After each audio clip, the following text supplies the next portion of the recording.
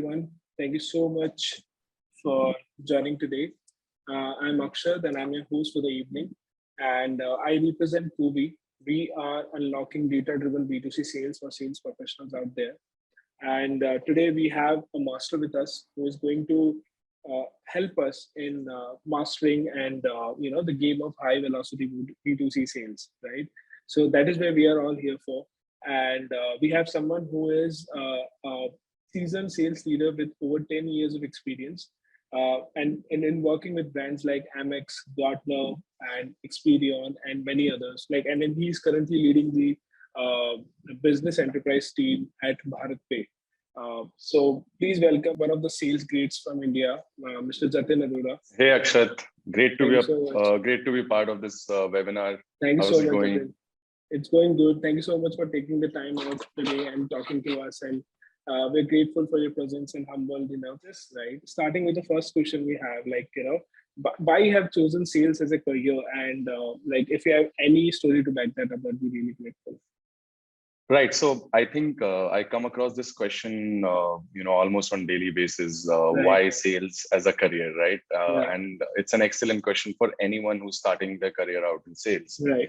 So, if I go back to my background, I was an engineering student, and just like any other student, I was also trying to understand nuances of making my career in a field that provides me with opportunities, from both the perspective of learning and growth. Now, see, sales isn't just about making money, but it's a career with a bundle of opportunities like financial success and job satisfaction. Alongside the most important bit that I feel is the instant gratification that you get on an immediate win. Every time a sales is closed, that feeling is unparalleled. If we talk about just the, who's who of the corporate world, the chances are that many of the senior leaders and CEOs have started their career in sales. This is something that, technically inspired me to foray into this field. Also, being with networking worked really well in my favor to move up the career ladder. So I think that's an add-on for, sales enthusiasts who are people person out there. They have an inbuilt instinct to go forward with the sales. And quite honestly, I feel, quite fortunate to work with brands like Amex, Gartner, and now Bharat Pe, that has made me who I am today, constantly hungry and consistently delivering. Interesting. Thank you so much. And that brings to my next question, as per your experience, what are the biggest misconceptions about sales as a career, which you have faced? Right. So there are quite a few that would cross my mind. I mean, common misconceptions around sales are salespeople are born, you're born with a silver spoon and you could do sales anytime. I strongly disagree with it because sales is a skill, and just like any other skill, you can learn it. People say sales is not a long-term career. Studies technically show that 85% of the company leaders and entrepreneurs out there were once salespeople. So again, and another misconception that I would come across would be they say sales isn't a real problem or a real problem solver or a real profession. If you're embarrassed, I feel, about selling, then you are technically subscribing to the same myth that people showcase around you.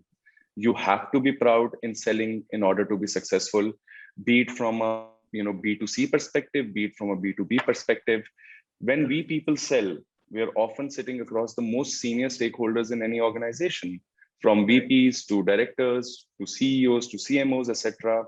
And quite honestly, I feel sales professionals are the direct contributors to the company's revenue, unlike any other function. So hence, I feel sales as a career is the right choice. Yeah, that's the right way to address it, so that's really on point. So that brings me to the next question, how different is B2C from B2B in terms of sales cycles, or if you have any examples to back that up, that'll be really helpful. Right. So I think the genesis of both B2B and B2C is very important. I'll start with B2B. So B2B companies are technically enterprises whose customers are business organizations like themselves. So think of a mobile or a computer chip. Manufacturers like TSMC or Qualcomm, they manufacture chips, and their major players in the technology space or in the consumer electronic giant space is like Apple and Samsung. Right. Or take an example of Salesforce and Microsoft, whose primary consumers are businesses in need of a CRM solution or an AI platform, perhaps. Right. On the contrary, B2C companies are those which directly reach out and sell to ever human, sentimental, and often fickle consumers. Exhibit A, Apple, with its full ecosystem of digital consumer products. E-com players like Amazon, Flipkart, supplying the entire gambit of consumer products across different categories, right? Or for that matter, even a cafe owner establishing a memorable and a unique ambience for its consumers, making it quite appealing for its consumers to come in, walk in, and buy the coffee straight up, right? So B2C differs in a lot more sense. Now, if I have to talk about sales cycle of both these businesses, B2B sales are longer, more complex, and more decision makers are involved. Also, B2B sales, I feel, are typically bigger in transaction value than the B2C sales. For example, you sell a consumer item like a car, boat, house, or maybe a mobile phone. The maximum selling price is going to be smaller than the typical selling price of a more complex major account B2B sale. For example, if you sell software or IT infrastructure or complex business systems, you might have major accounts that are worth $1 million or more. Right. When I say, there are more decision makers are involved in B2B sales, you might start out, this is something that we typically see even in our teams. My teams would reach out to the marketing department or the finance department. There would be a spot from every organization, right?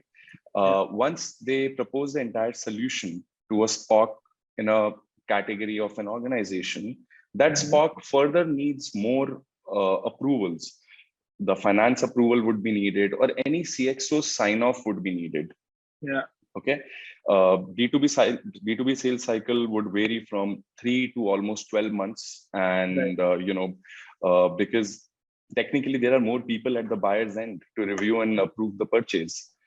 However, in B2C sales, right? B2C sales, the sales is carried out almost on need basis, or by creating a need of the product for pure convenience of a particular consumer. Now, a very typical example, take your mobile phones, for instance. Primitively, mobile phones did not have a protective cover. They would fall, they would not break, nobody would care. But, with the need to make your palm devices more sleek and easy to carry, the need to protect them rose up exponentially. Thus, the retail market got flooded with the mobile covers that now come in with inbuilt functionality of even charging. So that's where I feel, that majorly B2C and B2B, that's how they're different.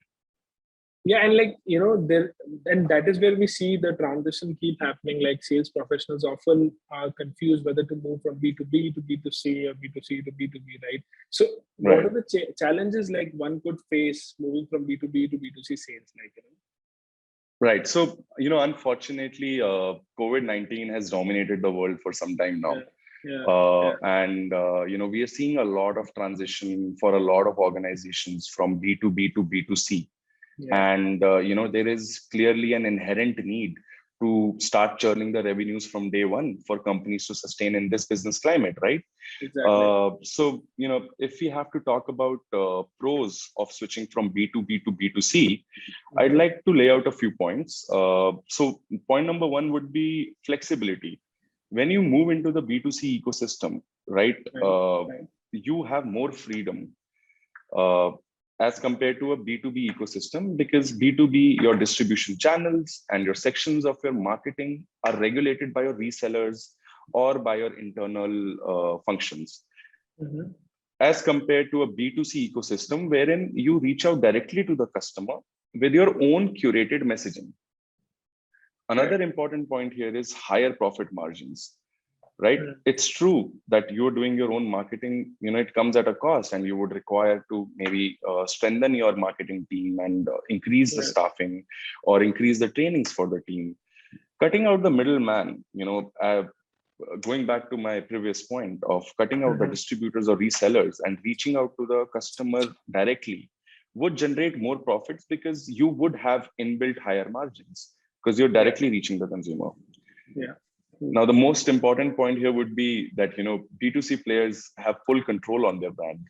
See, branding can be tricky, but having control of all the sales channel you would be able to position your name, logo, style anywhere you see fit without having to rely on any third party to manage your image. Right? Yeah, that's right. Yeah. While these are the pros that I could think of, there are definitely some cons also, of switching from B2B to B2C. You see, consumer behavior is often unpredictable. Yeah. When we lay out B2B contracts, we usually establish the working conditions for months into the future. We go through the entire proposition, the entire cross-functional teams are aligned, and user behavior is often neglected here because in a B2B sales cycle, it's often about how it's gonna generate revenue for a organization when we get into a deal of maybe automating or maybe putting a new CRM. But in a B2C ecosystem, predicting user behavior requires a lot of skill. And even when a data analyst does a good job, you can't always have the certainty of how the situation will play out, right? Another major setback that a lot of B2C companies face these days is dealing with the customer service. So selling directly to a large audience also means helping them solve issues. Now, good customer service is essential to provide your clients with a pleasant buying experience, but it also requires both time and resources that may not be readily available. Now, when we talk about customer service, right, American Express comes to my mind, and they are a pioneer in customer servicing field, right? And as compared to a new upcoming NBFC that are trying to lay down their financial products across markets, right? Their customer services teams are usually forwarded to the third parties to manage. Now, if you look at the difference, their retention rates would differ from American Express's retention rates, and that's where we see the revenue rise, right? Within a B2C company, I also feel that there's an increased number of tasks to manage. You will be responsible not just for a higher volume of orders, but also for the micromanagement of every single section of your business. Managing an e-commerce project comes down to dozens of small actions that are all fundamental for the smooth running of operations. Yeah, that's very interesting. And in fact, I agree to the fact that Amex's customer care support is up to the par. Like they're the benchmarks. You have to hear them when they solve the problems and all of that. Right. So that takes me to the next question, right? Let's say when someone transitions from B2B to B2C, right? And because on B2B, there are so many tools which we can use and automate the process, right? But unfortunately, B2C sometimes, are lacking, and we see that a little bit on a ignored side. So how someone manage that when there are, let's say, no tools are given to any sales rep in the B2C domain? So how can they automate the process?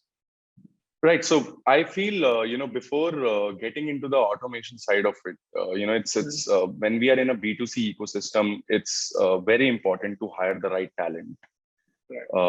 For any organization to, hire managers, leaders, or sales reps who, have an inherent stakeholdership and ownership attitude, it becomes critical because they are the ultimate drivers of your revenue. Now, further, if we talk about tools that enable such sales professionals in an ecosystem that would not have automations like CRMs, we often see organizations using Google Sheets, Google Forms, or Microsoft Excel, that are easily available out there, right?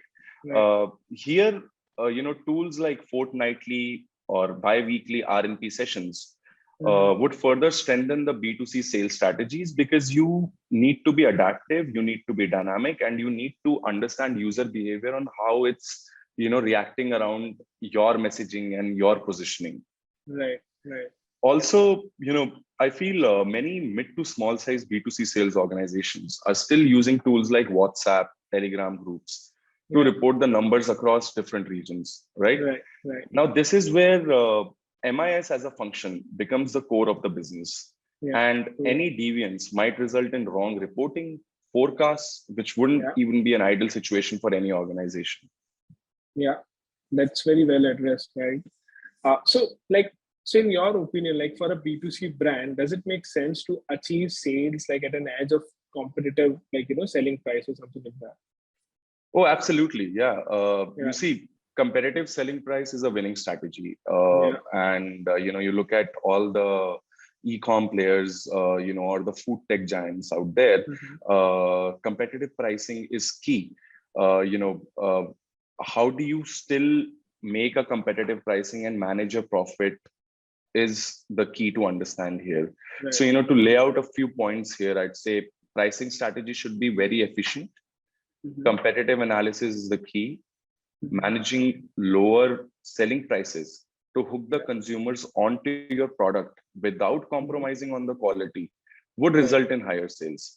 Yeah. Take boat for example, right? Hmm. They appeal to the masses who could not afford consumer durable items like Yeah. headphones, smartwatches, etc., at Yeah. prices that were only offered by your local non-branded products, right? Right. Right. Yeah. Their effective messaging around the safety of both products, that it wouldn't burst and you wouldn't see, you would see customer service, or you would see replacement, or you would see guarantee, Right. such messaging drove higher revenues. And as you see both success, rest Yeah. is history, Yeah. how they've created Yeah. a huge brand altogether, right? Yeah. Another reason I feel for competitive pricing is to have a stable consumer base.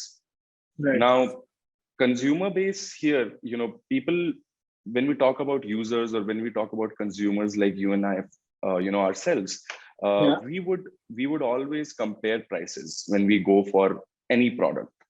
Hmm. Okay, and with the digital era and information at hand for everything available, right? uh, Right.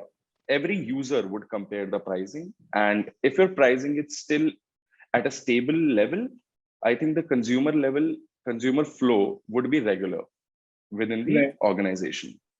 Right. Also, overpricing is one thing that should always be avoided. With the competitive selling price, the price competition gets avoided. Now, the perfect example in my head is Coke and Pepsi. These are the companies who follow the strategy of competition based pricing. That is, they have to keep prices similar to their closest competitors, Right. meaning that they can't charge as much as they want to. Today, a Coca Cola PET bottle is for 35 rupees, so is a Yeah. Pepsi PET bottle, Yeah. right? Similar. Yeah. This would Right. always induce a price capping on the Right. final selling price, and it would help keep the price war stable, uh, Right. resulting in regular consumer base. Yeah. Yeah. Makes sense. Yeah. Totally. Totally accurate. So, like now, here's an interesting question. Like this is from a individual sales professional point of view. Like so there is an ongoing competition within the market and within the teams itself. Like so, for any sales professional, like how they can outperform like within their internal sales team. Like how can be the star performer, right? Like what are your 2 cents in that? Right. So I feel, I read this somewhere. You don't build a business, you build people, and people build the businesses. Yeah. And I personally love this quote because it speaks Yeah. to the core of how you should be running your company, especially when it comes to your sales teams. And how to really, enable your sales team. I would see the most important aspect is to foster competition by developing concrete metrics, right? Right. Most of the sales reps are competitive by nature and have an overwhelming desire to win. Possible metrics I would feel would be around sales numbers. They should Right. be defined, they should be given due on time. Yeah. Leads should be passed on time. Call to sale ratio is another metric that's very important, which Yeah. assesses the life cycle of your of your sales period. Mhm. uh, Another pointer here would be around providing processes and tools. It's a very important enabler because your sales team should have enablers like a LinkedIn Sales Navigator, Owler, Lucia, Right. creating a repeatable sales cadence, Right. discussing best tools and practices. This would not only enable your sales team, but it would also give them the right ammunition to fire Right. sales. Right. We Yeah. all know, we all know how important it is to reward the performance of any sales team, Definitely. right? Yeah. Yeah. Financial compensation being the topmost, Yeah. public acknowledgement, people work for recognition, Right. uh, free lunches, flexible schedules, extra time off, etc. Mm-hmm. While I understand that, all these rewarding metrics are also important, I feel it's important for sales leaders out there to tailor these awards, as Right. all individuals are different and so are their Mm-hmm. motivations. Mm-hmm. Yeah. Lastly, effective training and mentoring is also very important. Mm-hmm. Leaders should have a hands-on train their Yeah. team members. It is very important for the new joinees to, have a mentor within the team to not Yeah. only learn about the company and its products, but also to shadow the best practices of the successful sales professional for holistic learning. Yeah.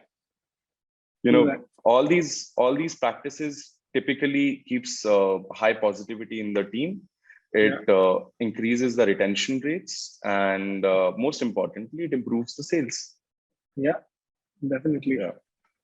So yeah, that was like very well defined, and someone who's listening and like they want to compete and within the same, like it's very helpful.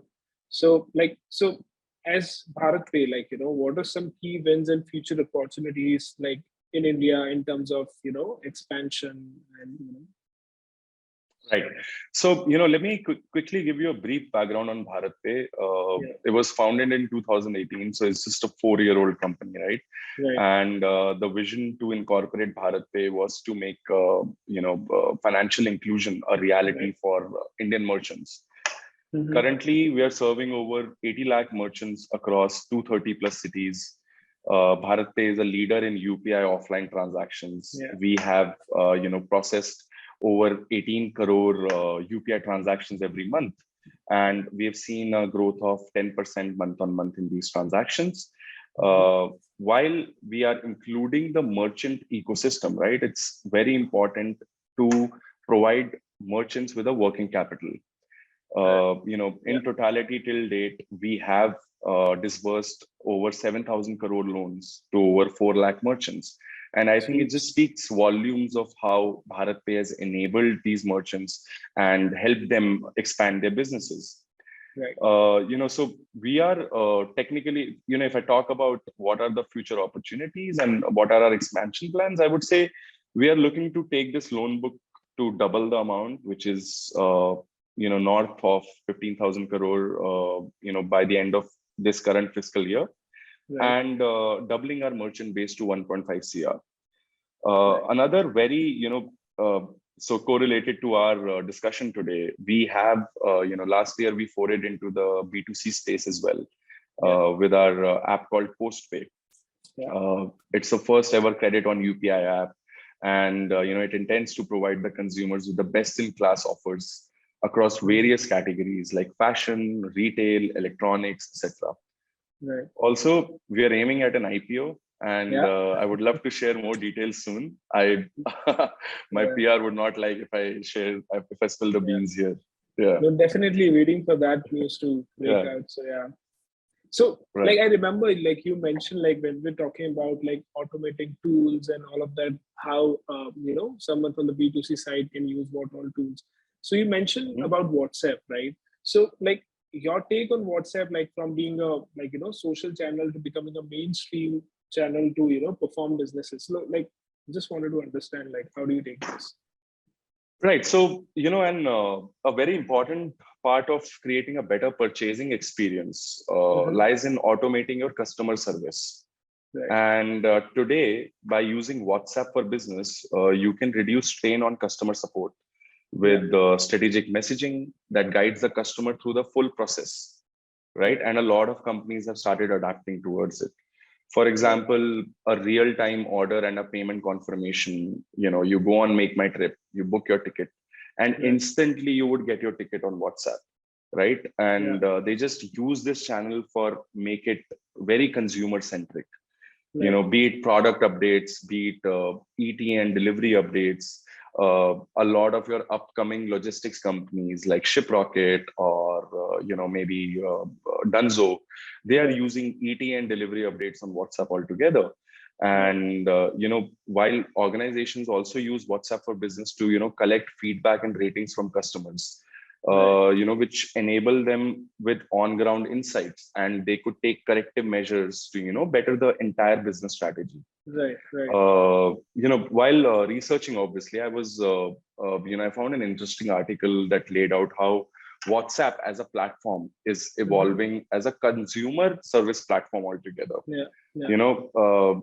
Industries effectively using WhatsApp, businesses are everywhere, right? Like retail, healthcare, e-commerce, government, media and entertainment, to not only track the sales numbers, but also drive effective messaging internally for different functions. Yeah, makes sense. Yeah, it's very crucial these days, So speaking of which, so sometimes there are bottlenecks, right? Which sales reps and leaders are facing these days. So what are those, if you want to address some of those? Absolutely.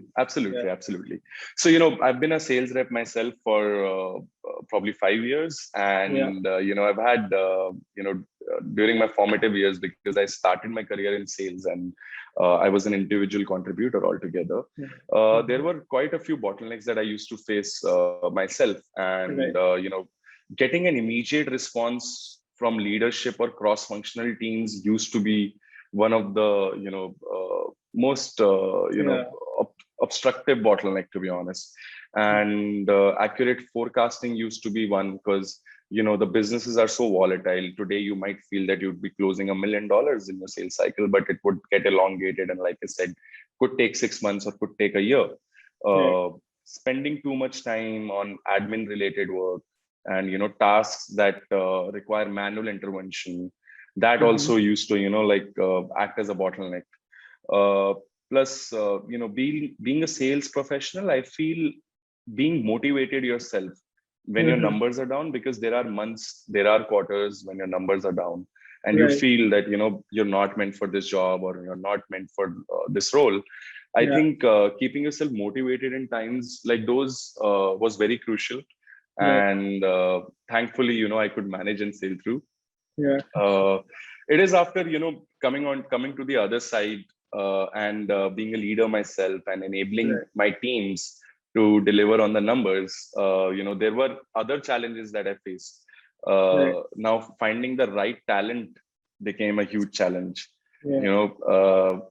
Basis this particular problem, you see so many staff augmentation companies out there, right? And they're just trying to provide you with the right talent, right fit. And being a manager, managing people and their performances, keeping them motivated, keeping them engaged, and keeping the attrition levels down is also a huge challenge.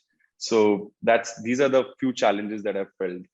But I feel from an organization standpoint, it's very important to implement automation tools and address the ground level challenges, because that is where you see any change you make in your ground level strategies, it clearly impacts your overall revenues. Right, makes sense. Automation is the key. These days, it ease out the efforts and everything. Right. So, what are the sales channels that are working well according to you? In the B2C segment these days.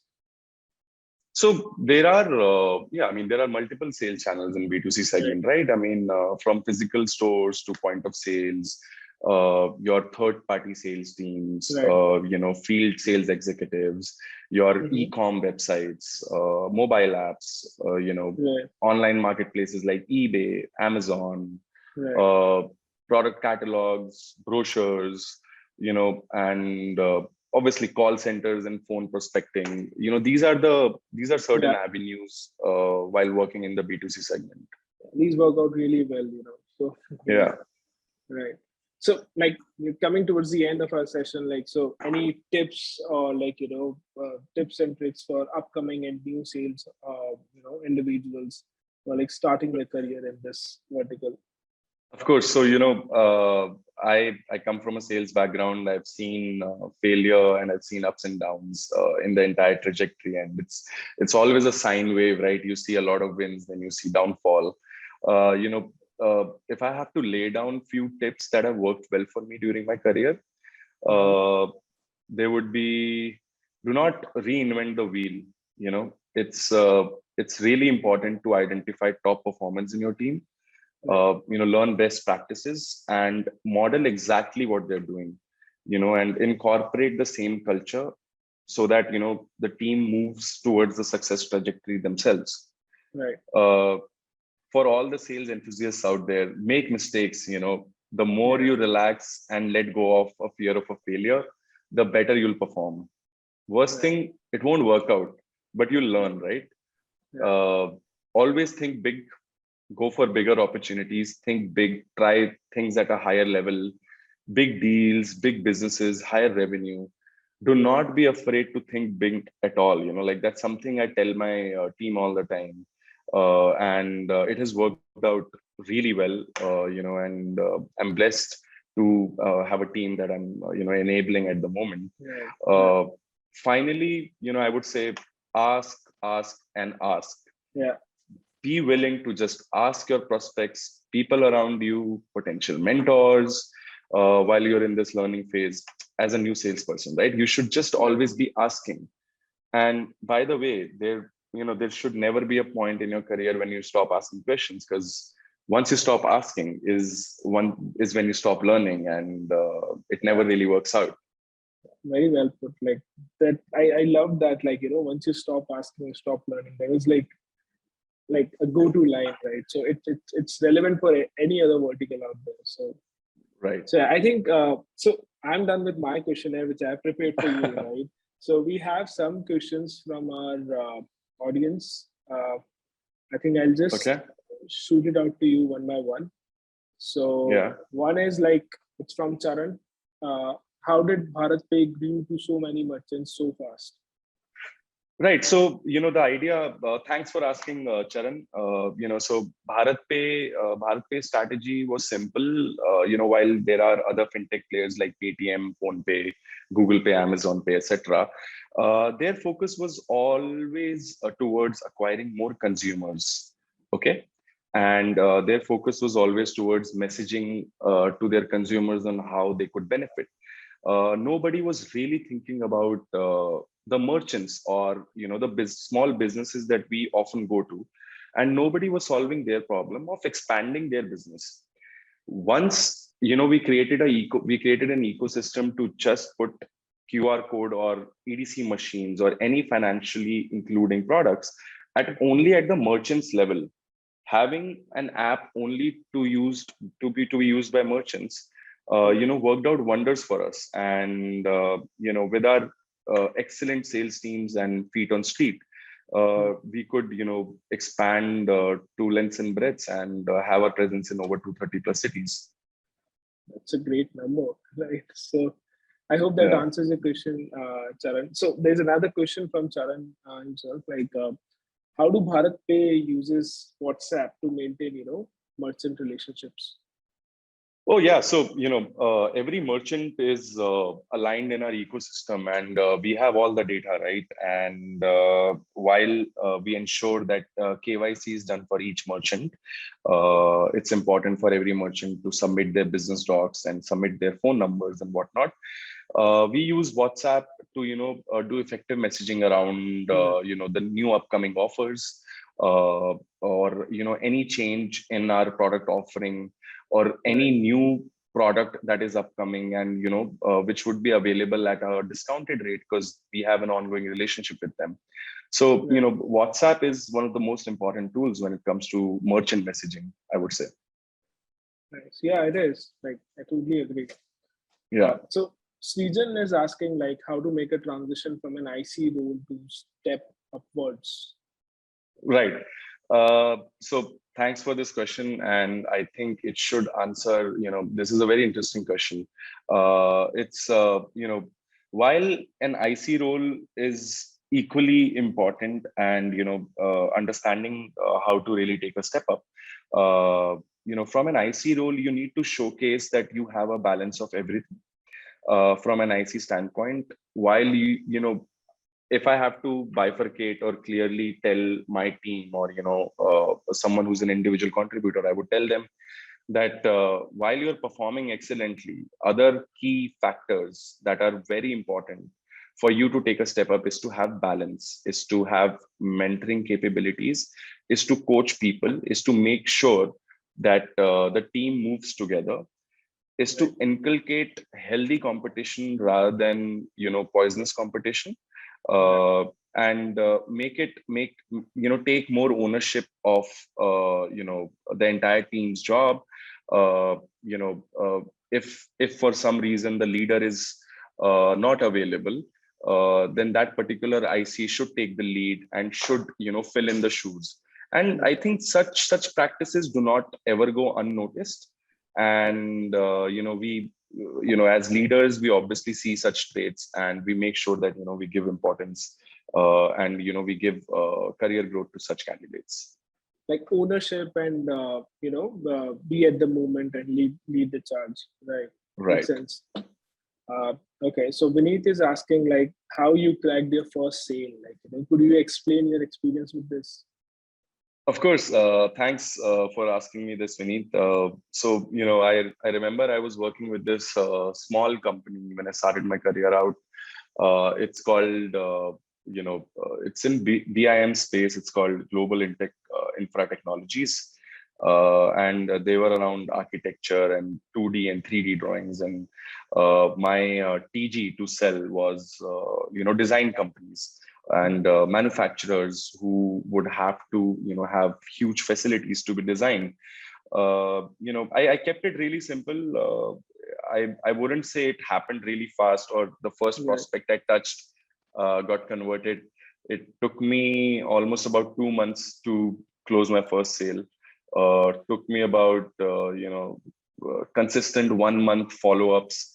I used to visit their office. I used to just sit down in the reception, wait for the stakeholder to come, and just ask for a meeting, and showcase that the right elevator pitch is given. If you could just score 60 seconds or 30 seconds with your prospect and tell them the absolute value that you will be delivering, I feel they would want to hear you out. Because any organization that intend to buy any product or services, they intend to optimize cost through it. So if you could deliver on value and monetary benefit, I think it becomes an easy task for you. Nice. Yeah. So that's a very well put up thing. I hope that answers your question. So there's one question in the comment section. So Niranjan asks, will Bharat Pe become a next bank or something like that?